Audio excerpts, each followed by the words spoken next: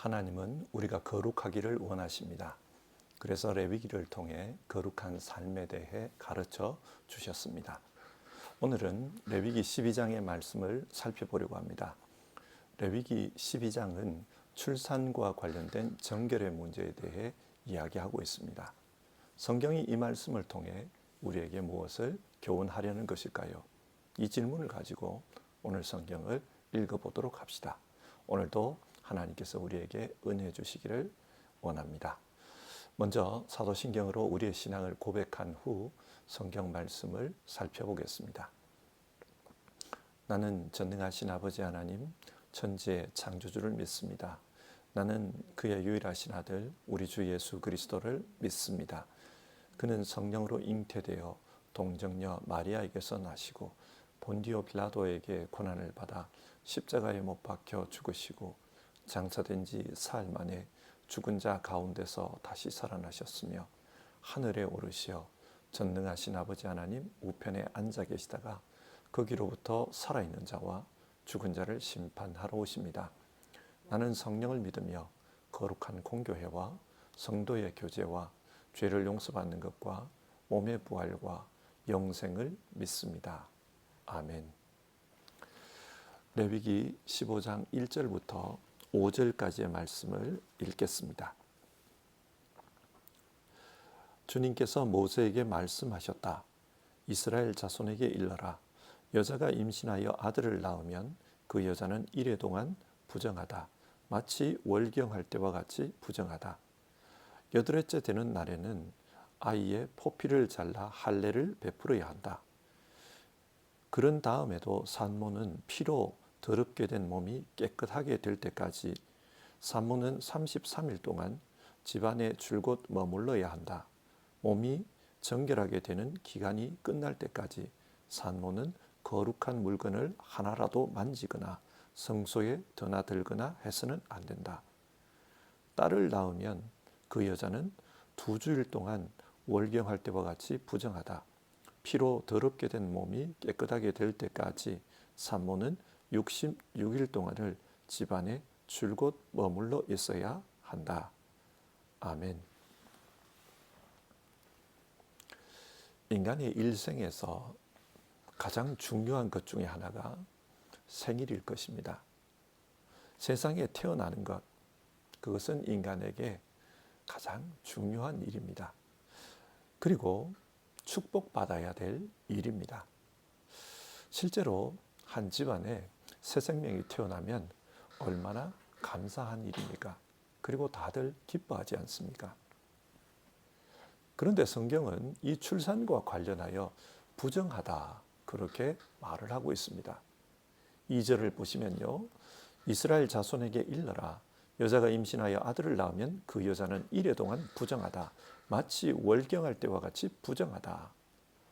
여기서 부정하다는 말은 하나님 앞에 나아갈 수 없는 상태를 가리킵니다. 그래서 성경은 정결 예식을 치러야 한다. 그렇게 이야기하고 있습니다. 여러분, 출산이 왜 부정할까요? 우리는 그 이유를 따져봐야 합니다. 먼저 출산 자체는 하나님의 축복입니다. 창세기 1장 28절 하나님이 그들에게 복을 베푸셨다. 하나님이 그들에게 말씀하시기를 생육하고 번성하여 땅에 충만하여라. 성경은 생명이 태어나는 것, 그것을 하나님의 복이라고 했습니다. 축복입니다. 또 시편 127편 3절 자식은 하나님께서 주신 선물이요 태 안에 들어있는 열매는 하나님이 주신 상급이다. 여기서 자녀는 하나님의 선물이라고 했습니다. 그 자녀가 이 세상에 태어나는 것은 하나님께서 주신 상급입니다. 이렇게 보면 성경은 생명 그 자체를 부정하다고 말하는 것은 아닙니다. 생명이 태어나는 것은 하나님께서 주신 복입니다.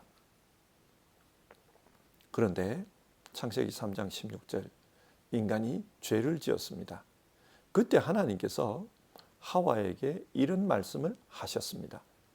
내가 너에게 임신하는 고통을 크게 더할 것이니 너는 고통을 겪으며 자식을 낳을 것이다. 여기서 우리가 주목해 보아야 할 것은 하나님은 출산 자체를 저주한 것이 아닙니다. 출산할 때 고통이 더할 것이다. 그렇게 말씀하셨습니다. 그러니까 출산은 축복입니다. 그러나 죄로 말미암아 이 축복이 고통으로 다가옵니다. 축복이 고통이 되었습니다. 자, 여기서 생각해 봅시다. 하나님은 왜 출산 후에 정결 예식을 치르라고 하십니까? 문제는 그 출산으로 말미암은 출혈입니다. 출산 때에 많은 고통을 겪습니다. 그러면서 많은 피를 흘립니다. 인간이 태어나는 것 자체는 축복이지만 그러나 그 과정에서 피를 흘려 하나님 앞에 부정하게 되었다는 것입니다. 우리는 성경의 논리를 알 필요가 있습니다. 하나님은 천지를 창조하신 후에 보시기에 좋았다. 그렇게 평가하셨습니다. 그러니까 천지는 하나님 보시기에 선한 모습으로 창조되었습니다. 그런데 타락 후 인간이 출산하면서 피를 흘립니다. 몸 안에 있던 것이 바깥으로 흘러나옵니다. 이것이 의미하는 것은 선하게 창조된 것이 깨어지는 모습입니다. 그렇기 때문에 피를 흘리며 출산한 것, 이것을 부정하다 그렇게 말하는 것입니다. 자, 그러면 부정함을 씻기 위해 어떻게 하라고 하십니까? 우선 태어난 아이의 경우, 남자아이일 경우 8일째 되는 날 할례를 하라고 합니다. 그리고 산모의 경우 출산 후 7일 동안 부정하다가 33일간 정결하게 하는 그런 기간을 보내라고 합니다. 그리고 그 기간이 다 끝나면 속죄제물과 번제물을 바쳐야 하고 그럴 때 하나님 앞에서 정결하게 된다는 것입니다. 그러니까 남자아이를 출산한 산모의 경우 40일 동안 정결하게 하는 기간을 보내야 합니다. 여자아이의 경우는 할례가 없습니다. 대신 출산 후 14일 동안 부정하다. 그리고 66일 동안 정결하게 하는 기간을 보내야 한다. 그렇게 말씀합니다. 총 80일을 정결케 하는 시간을 가진 후 속죄제물과 번제물을 바쳐 정결하게 되어야 한다는 것입니다. 자, 이 말씀을 하나씩 한번 따져봅시다. 남자아이의 경우 왜 8일째 되는 날 할례를 행하라고 합니까? 할례는 창세기 17장에서 하나님이 아브라함에게 명령하신 것입니다. 이 할례가 의미하는 것은 쪼개어진다는 것입니다. 죽어 마땅한 생명이 이 남자의 포피를 자름으로써 대체되는 것입니다. 그리고 이렇게 할례를 행함으로써 이제 하나님의 백성이 되었다 그 말입니다. 죽어 마땅한 그 몸은 죽었습니다. 그리고 이 할례를 행함으로써 이제 새로운 몸으로 다시 산다는 그런 의미입니다. 하나님은 8일이 되었을 때 이 징표를 몸에 새기라고 하셨습니다. 그런데 왜 하필 8일일까요? 신학자들은 천지 창조와 연관이 있다 그렇게 해석합니다. 하나님은 7일 동안 천지를 창조하셨습니다. 그러니까 제8일은 창조 후 새로운 시간이 시작되는 날입니다. 따라서 태어난 지 8일은 이제 하나님의 사람으로서 새로운 삶을 시작한다. 그것을 상징합니다. 언약의 징표를 몸에 새김으로써 죄된 옛사람은 죽고 하나님의 백성이라는 새로운 정체성을 가지고 새로운 삶을 시작한다는 것입니다. 하나님은 태어난 아이는 이 할례 예식을 통해서 정결하게 될 것이라고 말합니다. 그러나 여자아이의 경우에는 할례를 명하지 않습니다. 이스라엘은 가족 개념이 강하기 때문에 여자아이의 경우 아버지에게 속한 자로 인식이 됩니다. 그렇기 때문에 따로 할례를 행치 않습니다. 자, 그러면 출산한 여인은 어떻게 하라고 했습니까? 출산 후 여인의 몸에서 계속해서 피와 분비물이 빠져나올 것입니다. 그래서 남자아이의 경우 7일, 여자아이의 경우 14일 동안 부정하다, 그렇게 말합니다. 그리고 남자의 경우 33일, 여자아이의 경우 66일 동안 정결하게 되는 그런 시간을 가지게 합니다. 그리고 이 기간이 끝나면 번제와 속죄 제물을 바치게 합니다. 번제로는 1년 된 양 한 마리, 속죄 제물로는 비둘기 한 마리를 드리게 합니다.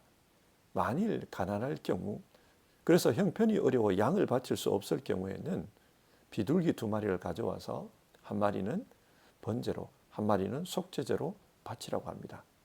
하나님은 제물을 드리는 사람의 형편을 고려해서 정결회식을 어떻게 치러야 하는지를 말씀하고 있습니다. 여러분, 이 부분을 잘 한번 생각해 봅시다. 왜 형편을 고려해서 이 예식을 치르라고 할까요? 이 예식은 반드시 치러야 한다는 것입니다. 굉장히 중요하다는 말입니다.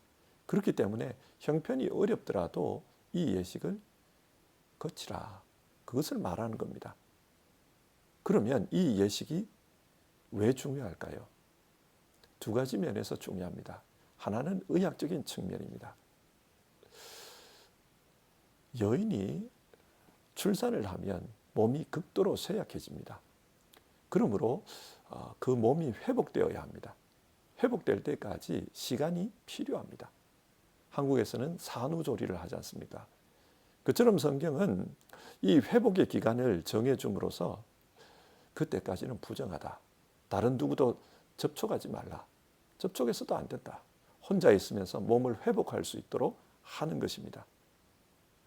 또 신앙적인 의미에서도 이 예식은 중요합니다. 사람은 태어날 때부터 부정하다는 겁니다. 시편 51편 5절에서 다윗이 이런 고백을 합니다. 나는 죄 중에 태어났고 어머니의 태 속에 있을 때부터 죄인이었습니다. 사람은 죄 중에서 태어난다는 것입니다.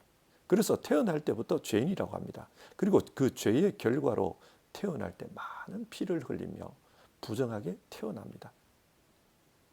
하나님은 구약시대부터 인간의 죄성에 대해 말하고 있습니다. 인간은 태어날 때부터 죄인으로 태어납니다. 그러므로 반드시 정결하게 되어야 구원을 얻을 수 있습니다. 그래서 하나님은 지금 이 말씀을 통해 하나님의 백성이 되기 위해서는 정결해져야 된다. 그 부분을 이야기하는 것입니다. 근데 여러분, 인간 스스로가 자기를 깨끗하게 할 능력이 있습니까? 없습니다. 그러므로 하나님은 제물을 바쳐 하나님의 은총을 덧입으라고 합니다. 하나님의 은총으로 말미암아 깨끗하게 된다는 것입니다.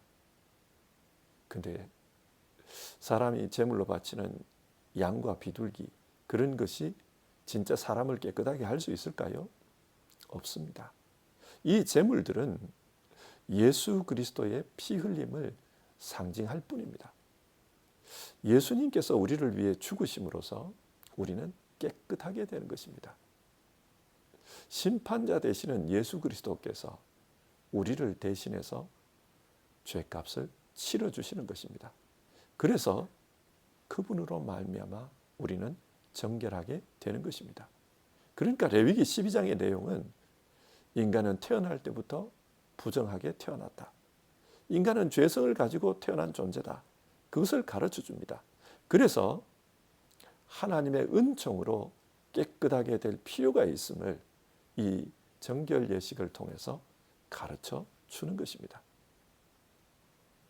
그렇게 태어난 사람은 8일째 된 날 할례를 받습니다. 그리고 그 할례 이후에 하나님의 백성으로서 새로운 정체성을 가지게 됩니다. 과거 죄인의 삶은 죽고 이제 하나님의 백성이라는 새로운 정체성을 가지고 새롭게 살아가게 되는 것입니다. 신약 성경은 이와 관련해서 육신의 할례를 받을 것이 아니라 마음의 할례를 받아야 한다, 그렇게 가르치고 있습니다. 이 마음의 할례는 예수 그리스도를 믿는 것을 의미합니다. 주님께서 우리를 정결하게 해주셨다. 그러므로 우리는 그 주님 때문에 새로운 피조물이 되었다. 우리는 이제 하나님의 백성이다. 그것을 마음에 새기는 것, 그것이 마음의 할례입니다. 사람은 그 자체로서 선하지 않습니다. 따라서 하나님께서 깨끗하게 해주시는 그런 은혜가 필요합니다. 이 일을 위해 예수님께서 우리에게로 찾아오셨습니다. 예수님께서 우리를 위해 찾아오셨고 우리를 깨끗하게 해주셨다는 것, 그래서 우리가 하나님의 백성이 되었다는 것, 그것을 인식하며 살라. 오늘 성경은 우리에게 그것을 말해줍니다. 자, 그런데 성경을 읽다 보면 또 다른 질문이 있습니다. 왜 정결하게 되는 기간이 남자아이와 여자아이가 다를까요?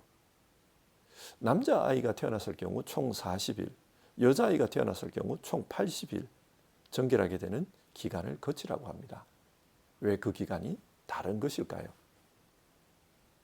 이와 관련해서 여러 가지 해석들이 있습니다만 그 중에 하나를 소개하면, 여자아이는 또 다른 생명을 생산할 수 있는 그런 존재로서 이 땅에 태어났습니다. 그래서 2배로 정결하게 되는 기간을 가지라는 겁니다. 생명 탄생의 중요한 역할은 여자분들이 담당합니다. 이런 면에서 여자분들은 특별합니다. 그래서 2배로 긴 정결의 시간을 가지게 하는 것입니다. 이 기간 동안 산모는 다른 누구와 접촉할 수 없습니다. 그러므로 혼자 있으면서 쉼을 누릴 수 있고 또 육신의 회복을 누릴 수가 있습니다. 마치 우리나라에서 산후조리하는 것처럼 충분한 기간 동안 그런 회복을 가지라는 것입니다. 여자아이가 출산했을 경우 남자아이의 2배의 쉼의 기간, 회복의 기간을 가지라고 하는 것은 그만큼 여자가 중요하다는 것을 말하고 있습니다. 생명을 탄생하게 하는 일, 그 일을 감당하는 여자가 중요하다. 그것을 성경은 이야기하고 있는 겁니다. 이렇게 볼 때 성경은 당시 이스라엘의 이웃 나라들과는 차별성이 있는 것을 말하고 있습니다. 당시 이웃 나라들에서는 남자를 중요하게 생각했습니다. 그러나 성경은 지금 이 생명과 관련해서는 여성이 중요하다. 그것을 강조하고 있는 것입니다. 자, 오늘 내용을 한번 정리해 봅시다. 하나님은 왜 출산 후 정결 예식을 가지라고 했습니까? 의학적인 의미에서는 산모의 회복을 위해서입니다. 이 기간을 거침으로 출산 후 몸을 추스릴 기간을 가지게 하는 것입니다. 그러나 신앙적으로는 인간은 태어날 때부터 죄 가운데서 태어난다. 그것을 가르칩니다. 그래서 출산은 복된 일이지만 동시에 하나님 앞에 정결함을 입어야 되는 그런 시간이다. 그것을 말해주고 있습니다. 자, 여기서 생각해 봅시다.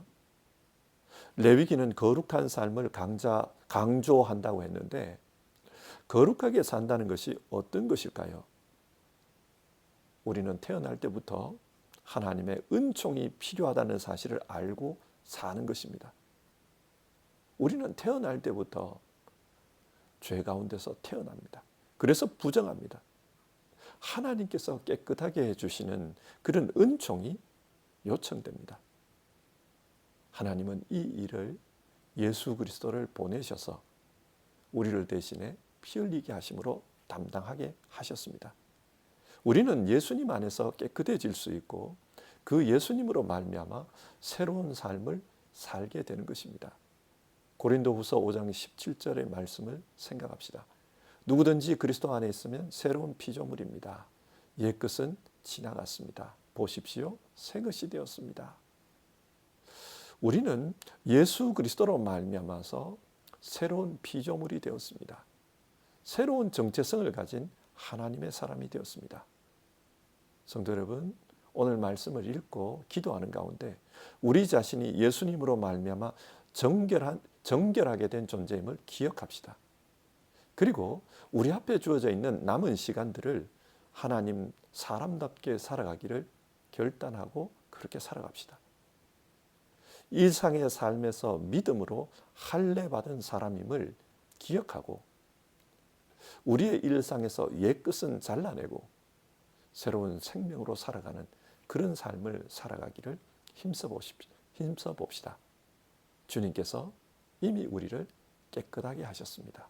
그러므로 그에 합당한 삶을 살아가기를 힘쓰는 우리 모두 되기를 바랍니다. 기도하겠습니다.